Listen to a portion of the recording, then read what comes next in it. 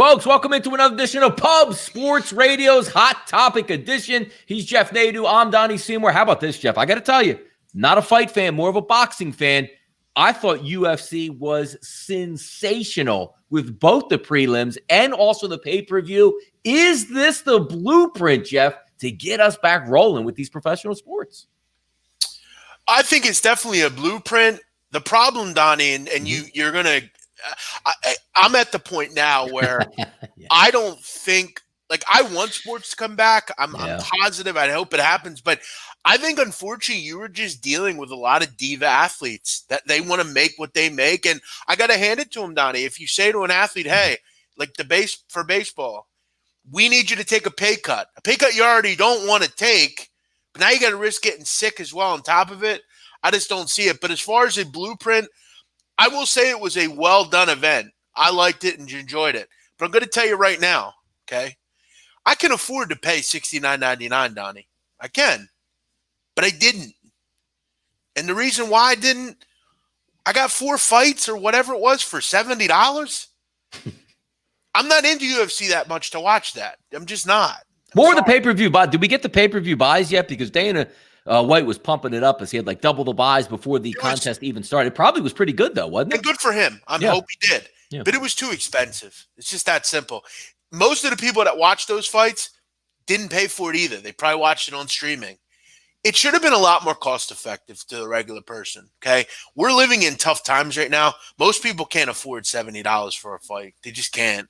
And it's ridiculous that it was that high. I mean, I honestly, Donnie, was blown away that it was that much. I thought I'd for sure go on ESPN or whatever it was, and it'd be like $29.99 or something. Like I was, it was high. You know what also was interesting about that too is because most people, and when I talk about the general public, there's like, because you know me, Jeff, I'm a really big NFL fan. You're a huge college basketball guy, so when somebody tells you like a mid-major team, you'll be like, you know what, I'm really excited to watch it. When you talk about the UFC, you know who brings it in? Like if Conor McGregor was headlining it and you charge $69.99 or $79.99.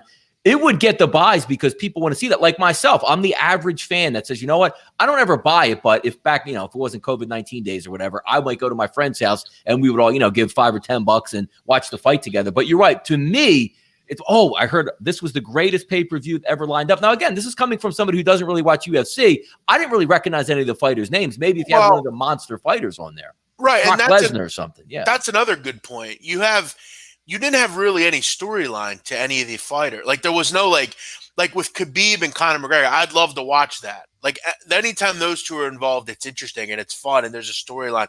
With these fighters, there really wasn't. It was just I don't think any of them didn't like it. There was no promotional. You bring up a great point because why did the Floyd Mayweather Conor McGregor fight work so well, Jeff? Not because you wanted to see Conor McGregor knock Floyd out, which we know was going to be a farce anyway. They went on a city to city to city tour and talked smack and said, you know what, this fight is going to be ridiculous, but I got to watch it. And you have people like McGregor and Khabib Nurmagomedov that generally hate each other. Yeah.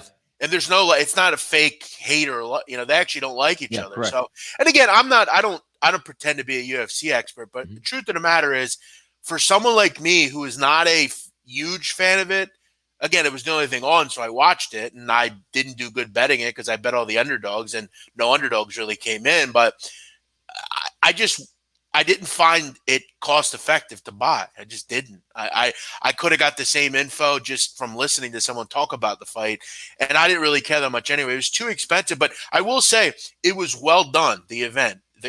I think it was pretty clear. You don't need a crowd to make an event. It was odd, though, listening. You could hear a lot of things you don't normally hear. Joe Rogan acted like every punch was like the end of the world, which was funny in itself. But, yeah, I thought it was a well-done event.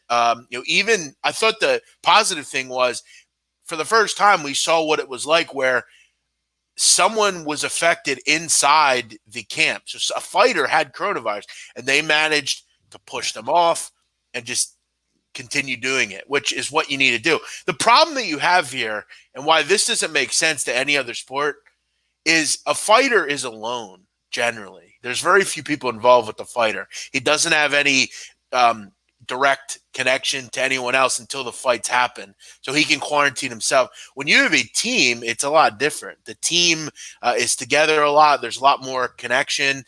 There's a lot more exposure. So I think that's going to be a lot more difficult. Plus, Donnie, what do you have in the I guess you could say it's in baseball too as well, though, but I guess when you play a baseball game or a basketball game, you depend on everyone else to put it on as well. So you depend on the other people playing for the event to happen. UFC is a little different. You don't need as many people to participate. I just think it is a blueprint, yeah, but I don't know if it's really a blueprint that really matters to anyone else, because the other sports need so many more people for them to happen than a UFC fight was. You could hypothetically, 20 to 30 people and put an event on. No, I hear you, but there's a couple things I actually liked about this, because number one, all the sporting world was looking forward to, Jeff, was not having a disaster. Sure. Like 19 guys at the fights, got COVID, they couldn't fight each other and went home. I actually like the fact when the doomsday scenario was coming, like they brought Stephen A. Smith in at like midnight on Friday night or whenever it was, to say, oh my God, somebody got COVID. So at first I was like, oh no, here we go. And the second part of me said, this is perfect, because Florida's open for business. They want the fight to happen. UFC wants this fight to happen. The fighters want it to happen because they want to get paid for the show actually going off. They correctly removed this guy, quarantined him, obviously sent him home. And the reason you're right, why the UFC works so well with this is, Jeff, let's just say a fighter goes there and tests positive. He doesn't fight the next night, the next 3 nights, the next 7 nights. He's probably not going to fight again for 3 or 4 months anyway. Right. You get the 14-day quarantine, he gets back to training, and everything works so well. So you do have an upper hand in the UFC just the way it is, because you're not losing guys day to day, playing on a day-to-day basis. Yeah. Right. The problem that you have in like an NBA, for instance, when you start just the playoffs, what would happen if LeBron James gets coronavirus and he's out for the series? Yeah. And that's where it becomes really difficult, because you only have so many people that can play on an NBA team. I mean, there's only so many people. So what if 4 players get it? I mean, I guess it's just really tough sledding. When you have a UFC, they exit and they fight in a month. I mean, it's pretty simple. Like, it's not as difficult. You need way more moving parts in hockey or baseball or wherever.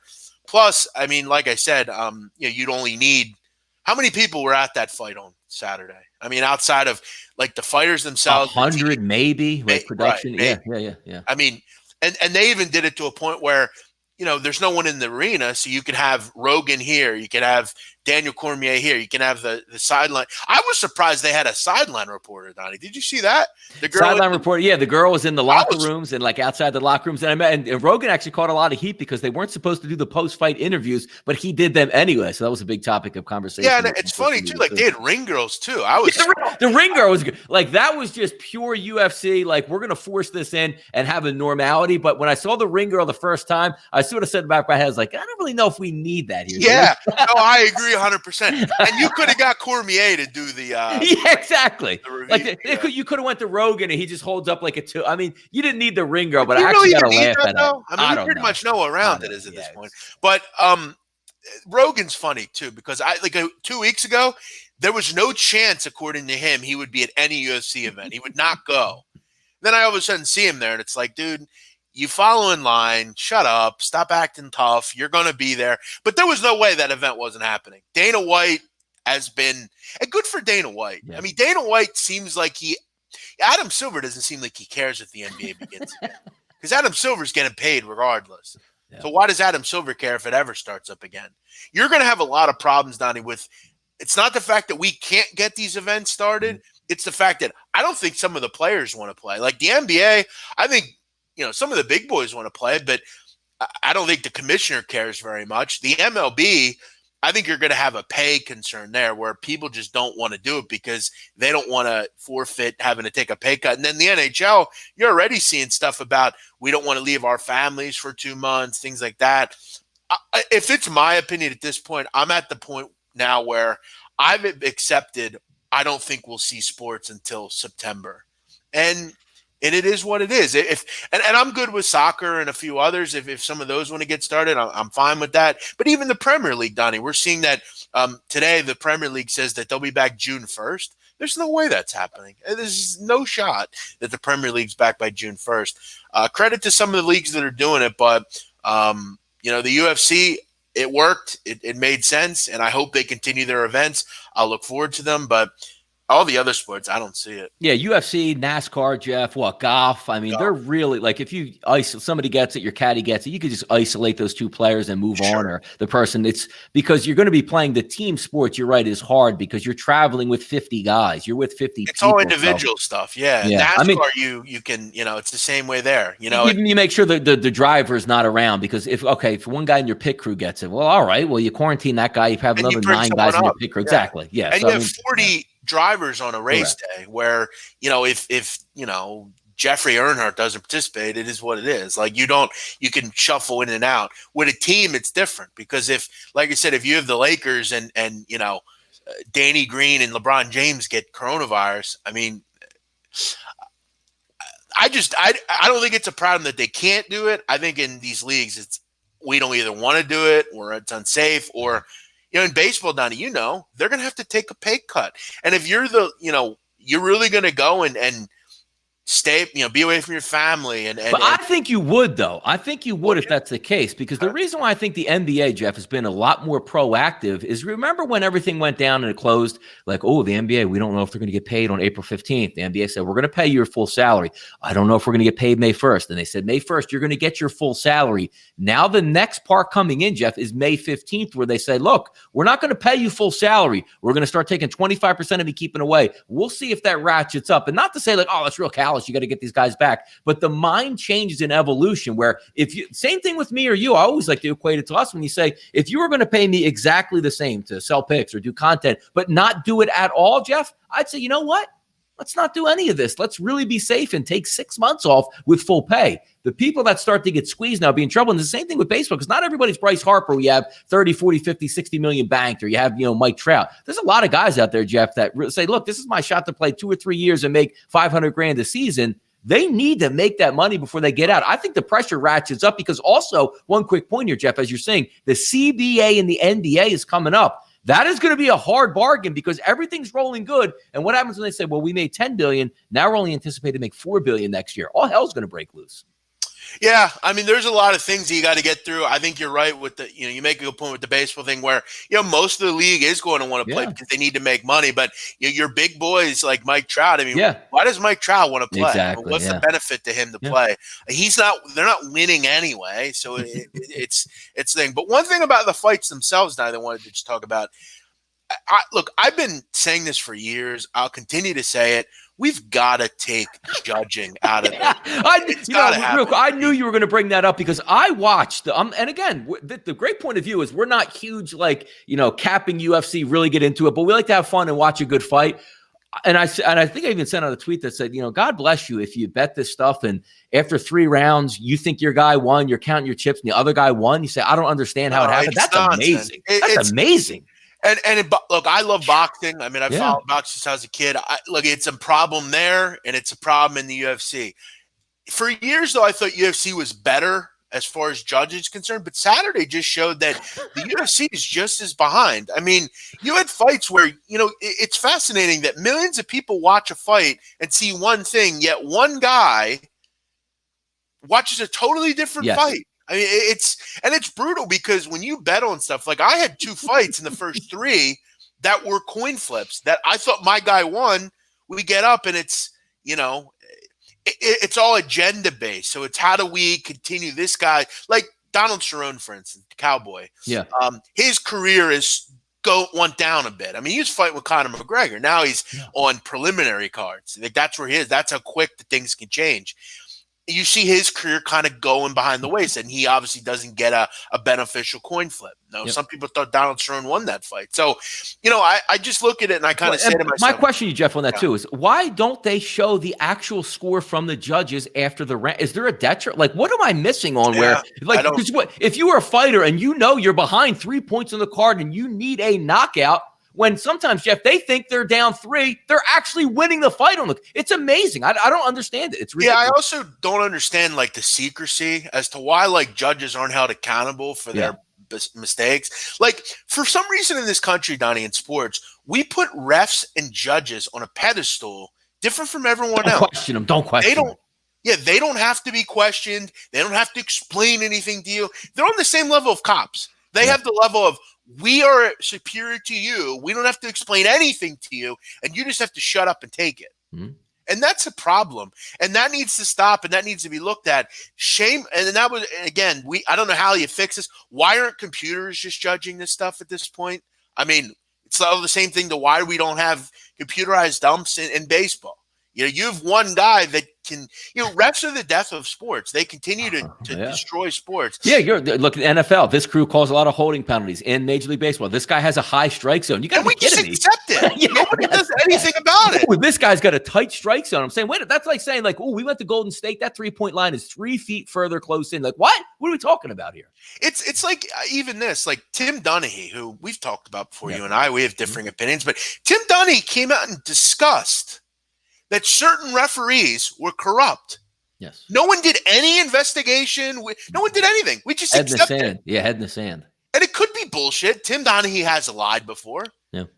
But it's just the whole thing in this country that we just like put refs on a pedestal and judges that they don't have. Remember Adelaide Bird a couple years ago? She was in hot water for some of the disgraceful judging she did. Who was the one? Was it a Pacquiao one where he fought in like Australia or something? Yeah, like was yeah. And, was that her? That's the one where I think Teddy Atlas, like his head almost fell off. Yeah, because Jeff Horn did not beat Manny Pacquiao yet. Yeah.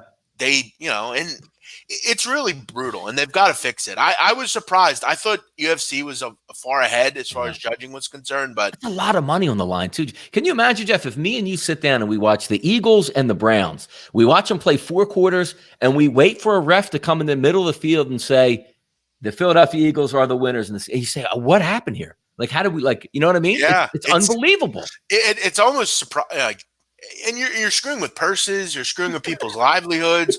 You're screwing with tons of bettors, fighters. Everybody's getting screwed at. Yes, correct. Like even the fight between the two women, Esparza and Watterson. I had Watterson. I felt like she won the fight. I watched it. I saw what happened. Yeah. But I will say the last thing we'll say on this is, and we don't talk about UFC much at all, so I want to discuss this. I tell you what, man, those people are brutal people, man. The beating they take, it's fascinating. Fascinating that someone would choose that as a career. I've often said that if I could be one type of athlete, I would want to be a boxer. And people say, well, why would you want to get your head bashed in? I don't know that it's that I want to do that. It's just the feeling you would get to knock someone out, like the Ngannou knockout, like the feeling you would get when you do that. Like it's got to be amazing. But they take quite a punishing. Like the first fight, you see the guy, he almost was like choked to death. Yes, and then even if you went to like the Gaethje fight, where Gaethje was planting bomb after bomb on Ferguson. Yes. And they just get up like it's no problem. Nothing like they're used to. Yep, no, and hug at the end of the fight. That's my boy over there. You got to wonder what kind of, like down the road, some of the brain injuries they may experience. I mean, that's like double or and they fight a lot, and they're fighting a lot too. Like boxers the same way. But this is also more, you see some boxers like Jeff, like 40, 50 fights spread out over like, I don't know, 15 years. You see some of the guys start at 19 and fight all the way to 40. These guys, I mean, they're fighting what, 2, 3 times, 4 times a year. Oh, man. Man, oh man. Shorter careers, but you're right. But you see some of these guys. I mean, that guy the other night, the Russian guy, Olesinik or whatever. Yes. Like they put up a thing that he had fought in 4 separate decades. The 90s, 2000s, the 10s, the 20s. That's fascinating. That's a long time. And that dude was probably fighting Jeff every other week in these lower level arenas too. Or lower level that's like 30 years he's been fighting. Think about that. Yeah. Like, and the training that goes along with it. Yeah. I didn't even know UFC was back in the 90s, but that's fascinating. Yes, it was. Yeah. A great event. I hope they look at 2 things: judging and the price. The price is just too high, and I think for a lot of people that they were trying to win, the regular people that love UFC will buy it. Yes, correct. But the people like me who like boxing and maybe kind of want to get involved, I didn't buy it. No, and Jeff, nothing else was going on. You have the pay-per-view at 10 o'clock on the East Coast. What are we doing here? If it was $35, I'd have bought it. But 70 for 4 fights? If the whole card was that much, I'd consider it. But I just didn't see it. It is what it looked. That's why we keep you updated on these hot topics. It was nice to see, though, Jeff, the naysayers out there probably really upset that the fight went off well. Oh, yeah. Even had some people say, 2 to 3 weeks down the road, we don't know if it won. Well, we'll see if that takes place. Yeah, but look. I thought it was a nice springboard, Jeff. There were a lot of people that didn't want that fight to go on Friday night. They were praying that it gets canceled because, look, we knew this was a problem. We knew it was going to be an issue. Well, it didn't happen. And another event happens, Donnie, with no issues. Think if we'd listened to some of these people that didn't want anything going, we would still be before free breaking down the draft, Jeff. We'd be breaking down the draft right now in the NFL. That's why the NBA, the combine, and draft should happen. You want to scrap the season, so be it. But you got to get set up for next year. Yep. It's just the way it is. Hot Topics. He's Jeff Nadeau. I'm Donnie Seymour. Check out another edition of PubSportsRadio.com's Hot Topics tomorrow on Tuesday.